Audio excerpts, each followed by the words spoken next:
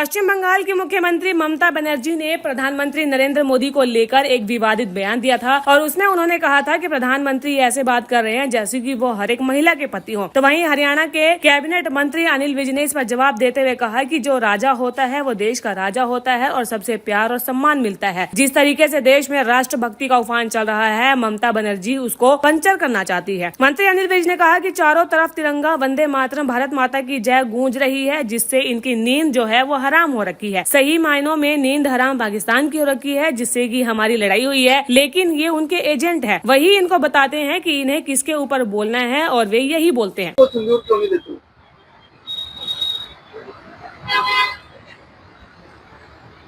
देखिए, जो राजा होता है वो देश का राजा, उसको सब सम्मान, सबसे प्यार उसको मिलता है। और ममता बनर्जी तो देश में जो अब राष्ट्रभक्ति का उफान पर हैं लोग, ये उसको पंक्चर करना चाहते हैं। इसीलिए इस प्रकार की बातें रोज निकाल के लाते हैं कि ये जो इतनी तेजी से हर तरफ तिरंगा, वंदे मातरम, भारत माता की जय, इससे इनकी नींद हराम हुई। नींद हराम तो हुई है जिनके साथ हमारी लड़ाई है उनकी, पर ये उनके एजेंट है। वो इनको बताते हैं भी इसके ऊपर बोलो, तो वो इसको बोलते हैं। बंगाल के बारे में भी कोई ऐसी बातें हैं कि जिसको प्रचार करने की जरूरत पड़े। वहां तो कानून की हर चौक पर धज्जियां उड़ रही हैं, देश के कानूनों की धज्जियां उड़ रही हैं। और कितने बाहर से जो शरणार्थी हैं उनको ला ला कर अंदर उनका वोट बनवाई जा रही है। तो अब इसको भी ममता बनर्जी ठीक मानती है, तो फिर उसको किसी और देश में जाने का तैयारी करनी चाहिए। तो उन्होंने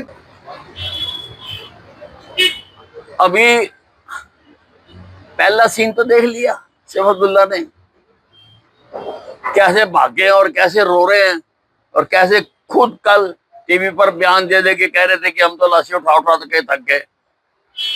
तो कोई नहीं, नंबर आएगा सबका बारी बारी। दोबारा सर जी, 1971 की लड़ाई के बाद जो दोनों प्रमुखों में, इधर से इंदिरा गांधी, उधर से भुट्टो शामिल हुए थे वार्ता में। हमारे पास 93,000 POW थे। हम कोई भी बार्गेनिंग कर सकते थे।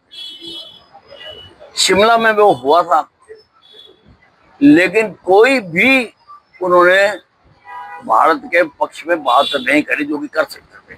13-14 हजार एकड़ जमीन भी हमारे सैनिकों ने आगे बढ़ के कब्जा की हुई थी, वो भी इन्होंने वापस कर दिए। तो इन्होंने तो देश का हर पल पे, हर समय नुकसान ही नुकसान किया है। और उसका कारण है, आप ध्यान से सुनना मेरी बात को, उसका कारण है ये हिंदुस्तान में जो आजादी की लड़ाई लड़ी गई, जो यूनाइटेड लड़ी गई, उसके एजेंडे में कहीं पर भी ये नहीं लिखा गया था कि अलग अलग धर्मों को अलग अलग देश दे देंगे। ये लियाकत अली जिन्ना ने और जो थे लोग, उन्होंने ये पाकिस्तान मांगा और टू नेशन थ्योरी पैदा हुई, जिसको पंजाब के आसिफ मुनीर ने भी पाली घाट की घटना होने से 2 दिन पहले ही कहा था कि हम वो नहीं है, उनकी बातें हो रहे हैं, उनके रिवाज हो रहे हैं। टू नेशन थ्योरी है। टू नेशन थ्योरी धर्मों के आधार पर लोगों को काट के आधा उधर डालना, आधा उधर डालना, ये काम हुआ। कई लाख लोगों के जो हैं इसमें शहीद हुए हैं, कई लाख लोग, कई बहनें उजड़ गई, कई परिवार उजड़ गए, कई आज तक ठीक नहीं हो सके। तो इनको अपनी दादी अम्मा का तो याद नहीं है।